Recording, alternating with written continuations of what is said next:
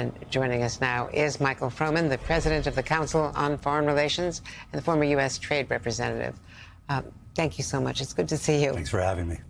Well, this is a fraught time in the region. There are economic implications, of course, as well.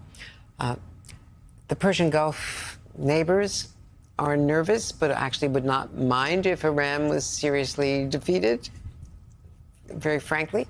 And Netanyahu, according to a lot of reporting and some of my conversations with officials there and elsewhere in the region, he sees an opportunity here because he believes very strongly that Iran is the head of this axis with all of their proxies that were determined to destroy Israel, to eliminate Israel entirely, according to Israeli officials who talked to us last week in New York at the UN, by 2040, that they had a timeline.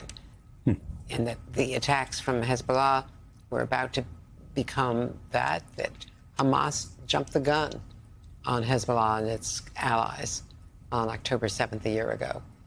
So they feel justified in that there's a window here in our own election calendar.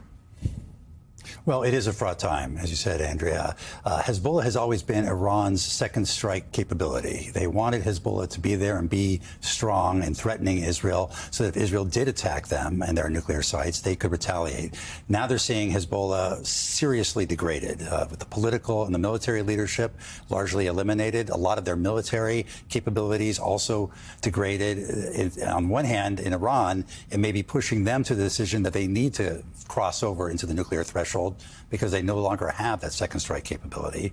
On the other hand, as you said, that's the one thing Israel has said they will not permit, is for Iran to get a nuclear weapon. Not just Israel, but the United States and others have said the same. And so it's a very fraught time. We don't know yet, as your reporter said, what Netanyahu intends to do in terms of retaliation, but this could escalate very quickly. And interestingly, the U.S. does not know. They have very little, it's proved that they have very little leverage in terms of either the ceasefire in Gaza, more humanitarian aid getting into Gaza, the timing of what happened with Hezbollah, the pagers they didn't know about. They didn't know about the Haniyeh assassination. They didn't know about the Nasrallah assassination in advance. We don't know all the conversations that might be happening behind the scenes, but certainly the U.S. is not calling the shots here. And there's a lot of deference to Israel for them to figure out what's in their security. The president has said he doesn't want the nuclear sites attacked, but there was discussion, including as recently as last night, about whether oil infrastructure, refineries, export terminals might be on the list, as well as military targets. What if there is a hit on the oil strikes or some really large, hit on Iran, which then there's a tit for tat, then they go back and forth, and then you're in a regional war. That could affect the Strait of Hormuz. It certainly could affect the Red Sea with the Houthis. We have a lot of forces there, and we've been taking American citizens out by charter, but you're talking about big implications.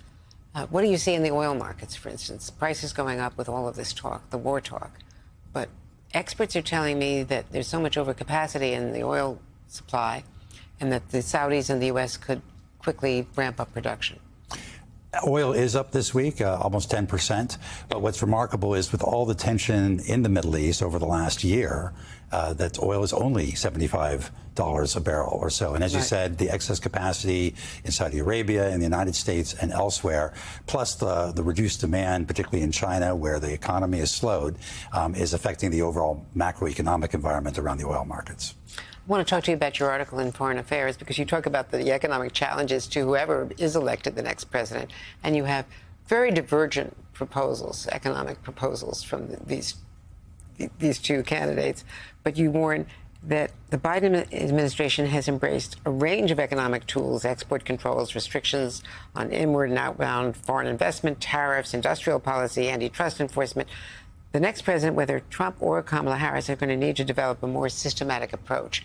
There's not a real integration in all of these different I think that's right. tools. I think the Biden administration has been quite targeted in their approach. They focused on very key technologies in order to both reduce their export to China, chips and the most advanced chips, and also to restrain foreign investment into our country and outward foreign investment. But the question is, what would the next administration do? And does, having opened the Pandora's box, does this become an excuse for broader protectionism?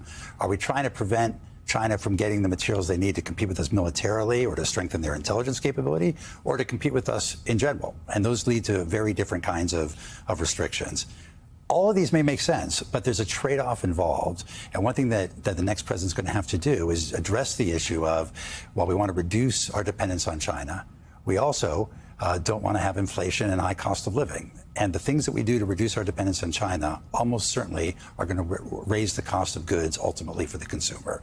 And that's just a trade-off that we have to have a political discussion about. And what about the Trump proposal, which relies on tariffs so broadly and says this is a revenue raiser, rather than talking about it as a tax on American consumers? Well, that's right. He's proposed a 60% tariff on anything coming from China and up to a 20% tariff on the rest of our imports, including from allies and partners around the world. That would be quite disruptive. It would cost the average American family at least $2,600. It is a tax on the American family. And despite what the former president says, it's ultimately the consumer or the importer, the manufacturer who needs that input in order to be competitive in the market that's ultimately paying that cost.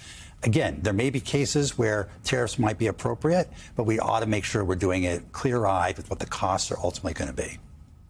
Michael Froman, what a pleasure to have you here. Thanks for having me. The new president, not so new, a couple of months now, of the Council on Foreign Relations. Good to see you. Appreciate it.